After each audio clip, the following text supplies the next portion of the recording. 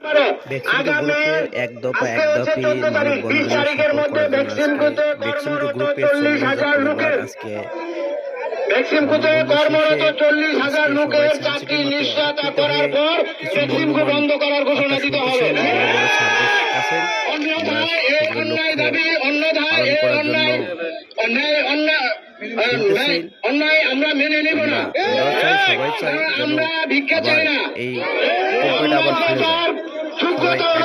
আমরা আমাদের যে সংগঠন খুলে দেন, বৃহস্পতির মধ্যে করেন কথা ভালো ভাই।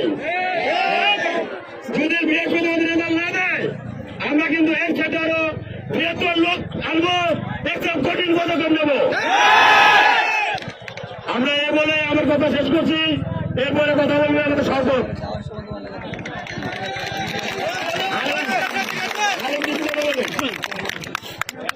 আসসালামু আলাইকুম। আমরা ভ্যাকসিনপুর পরিবারের পক্ষ থেকে প্রত্যেকের প্রতি সালাম। আমরা যে পরিশ্রম বা আশা নিয়ে আজকে এখানে উপস্থিত হয়েছি সেটার বাস্তবায়ন আমাদের করতেই হবে। কারণ আমরা স্বাধীন দেশের শান্তিপ্রিয় মানুষ, স্বাধীনভাবে কর্ম করে বাঁচতে চাই। আমরা কোনো বিশৃঙ্খলতা চাই না। আমাদের ভ্যাকসিন কোড যত ধরনের জটিলতা আছে, আমাদের অন্তর্বর্তীকালীন সরকার তথা আমাদের রাষ্ট্রীয় ব্যবস্থার মাধ্যমে এটার সুস্থ সমাধান চাই এবং বৃহস্পতিবারের মধ্যে চাই। আমরা আগামী শনিবার, আজকে আমাদের মানববন্ধনের যে মূল প্রতিবদ্ধ বিষয় ছিল শনিবার কর্মচঞ্চল পরিবেশে কর্মঘণ্টা নিয়ে আমরা আমাদের প্রাণপ্রিয় কর্মসংস্থানে যার যে শিফট করা আছে সেই শিফটে আমরা কর্মে যাব। এটা ছিল আমাদের চাওয়া, আজকের চাওয়া। আর আমাদের এই সকলের উপস্থিতিতে এটাও প্রমাণ করে আমরা কোন ধরনের বিশৃঙ্খলতা বা কোন ধরনের নাশকতা চাই না।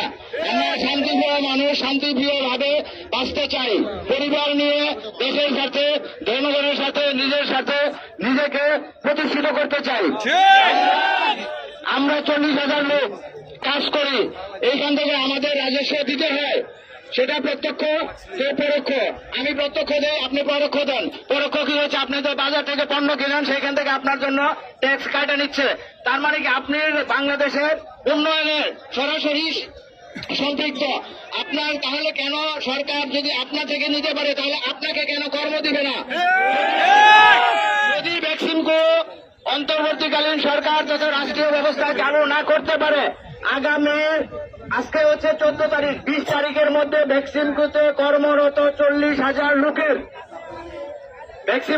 কর্মরত 40,000 লোকের চাকরি নিশ্চয়তা করার পর ভ্যাকসিনকু বন্ধ করার ঘোষণা দিতে হবে। অন্যথায় এই অন্যায় দাবি, অন্যথায় এই অন্যায় আমরা মেনে নিব না। কারণ আমরা ভিক্ষা চাই না। আমরা যে যার